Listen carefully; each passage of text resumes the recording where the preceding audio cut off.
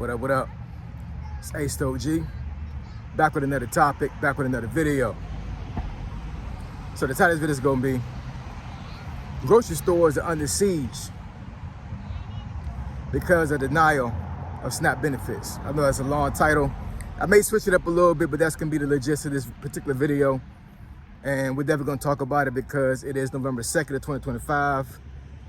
There was a judge that actually ruled that withholding SNAP benefits is for the government withholding it was illegal and they should release the funds, but you know, we'll see. This administration does what they want to do, man.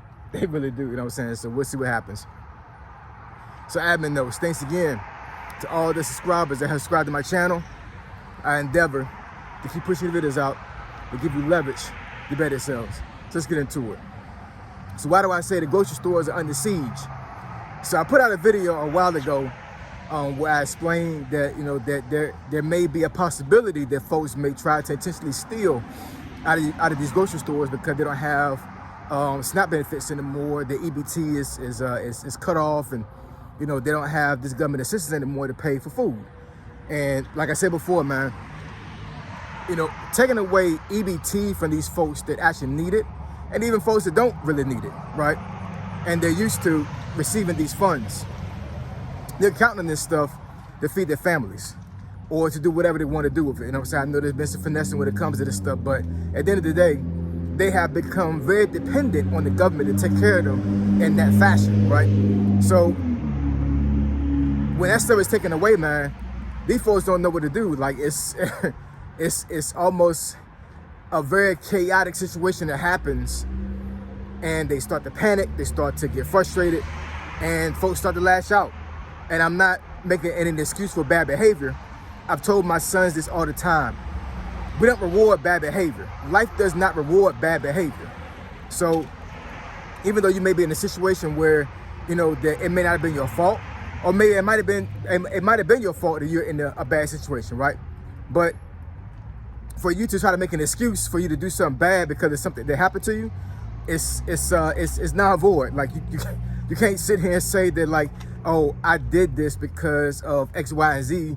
I should be forgiven. I should have a reprieve. I should not have to face consequences when it comes to my actions. It doesn't work like that. It just doesn't.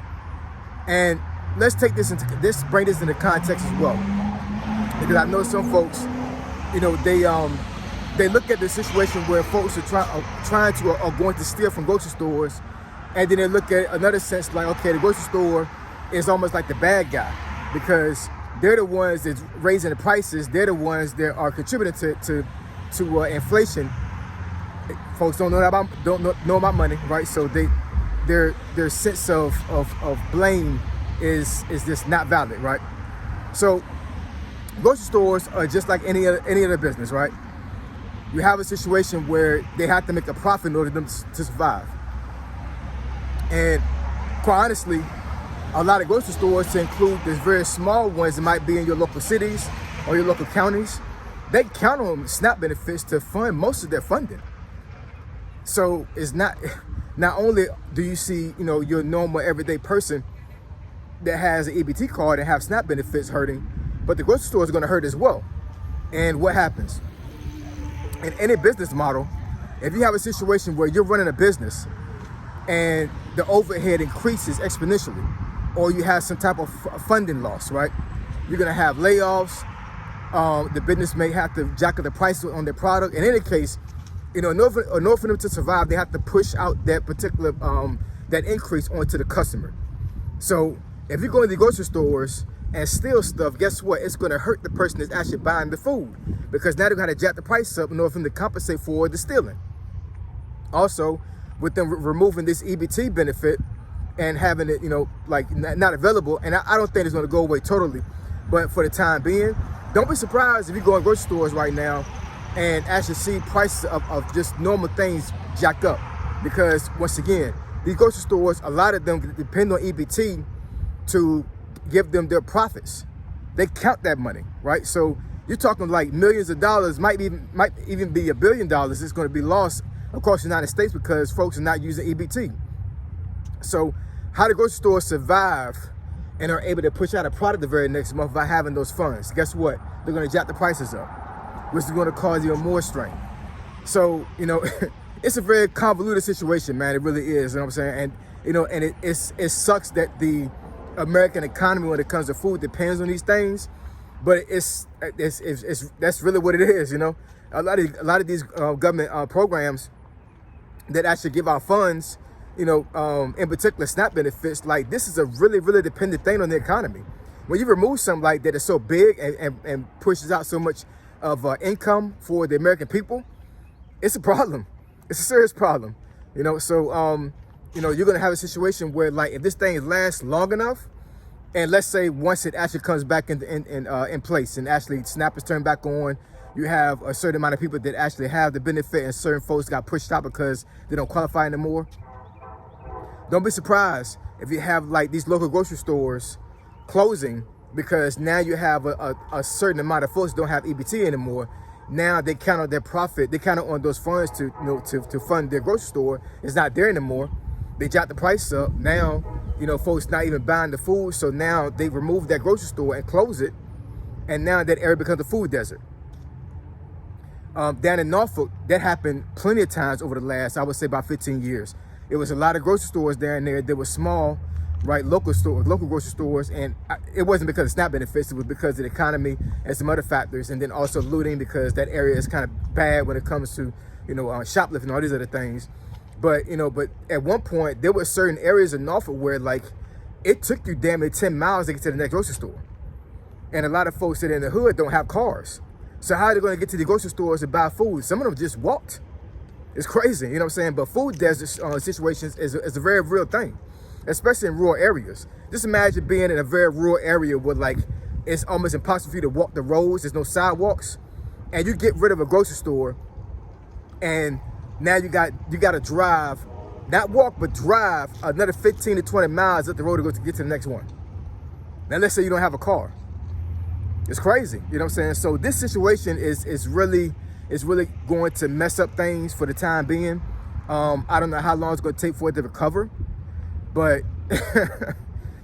it's crazy, you know what I'm saying? Like, you know, folks already getting laid off. So it's, like I said, it's a very bad situation, man. Like, you remove EBT, so the grocery store is not getting that money. You got a whole bunch of government contractors and government civilians or whatever that are furloughed or laid off or fired. So that money is not being filtered in, you know. So depending on where you live at, like, you know, the hurt on grocery stores is real. And I know a lot of folks might get in this video and be like, I don't give a damn about grocery stores because, you know, they're making a lot of profit. I totally get that, but it's a service. It's a service just like anything else, right? So, you know, if you don't have those things in place, then, you know, the normalcy of areas when it comes to, like, the rural areas and cities, they don't function well. Think about, you know, how many times you go to the grocery store every week. You know, there's certain things that you cannot just leave and just buy and let it store for a very long time. Like, folks got to go to grocery stores. They have to go there. There's no getting around unless you grow your own food. And I can get another video about that, because in some areas it's almost like a legal for you to grow your own food. That's a real thing. It's crazy. So this economy really depends on a lot of things that the government gives out right now. And I'm not exactly sure if these folks can really remove a lot of these things to save money, because I don't see how it works. I just don't, because there's too many things there's too many moving parts that have to be fixed, and there's going to be too much upheaval when it comes to taking these things away for the American people to be able to function and be able to survive this thing efficiently and to be able to move forward. So I'm telling you, man, just like I said in these other videos, right? You know what I'm saying? Don't go to grocery stores that you're going to just steal and things are going to be all peaches and cream, because it's not. You know, things are going to be put in place for you not to be able to do that without getting caught. I think there's some grocery stores already put some things in place where you can only buy your food online.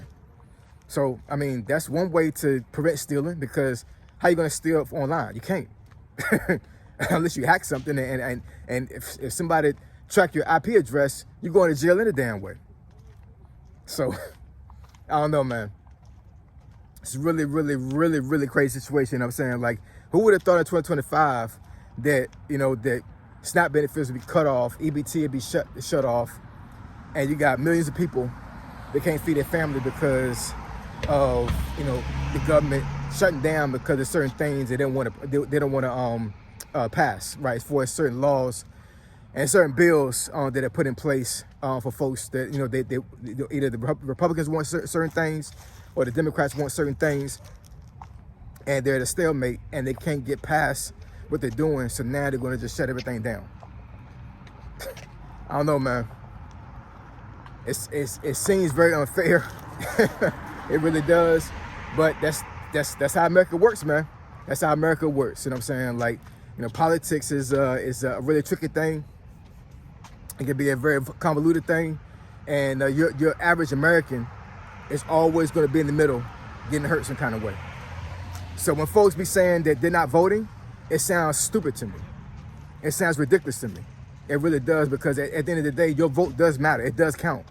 I do understand that folks have a mind state and a mindset, and understand that, like, there's certain people that are put in place on purpose, and a lot of folks feel that certain elections don't count and they don't matter because they already know who they're going to put in there. But at the end of the day, you cannot complain about anything that happens in the government or in America as a whole when it comes to politics if you don't vote. So there's voting that's going to come up for the states, for each state, and for the governor on November 4th. So I encourage you to go out there and vote. Make a change, you know what I'm saying? This is a democratic society, right? I mean, it's a republic, but it's a republic, but at the end of the day, like, you know, there's still a lot of rights out there for you to vote, and actually voice your opinion and be able to tell your local government that, you know, that this is not right. Like, folks not being treated well.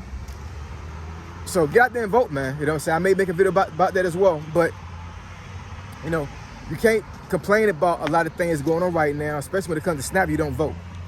Because a lot of folks that voted a certain way caused this. They did. So anyways, I appreciate y'all. Love y'all. And I'll catch y'all in the next video. Say so, G. Signing out. I'm gone.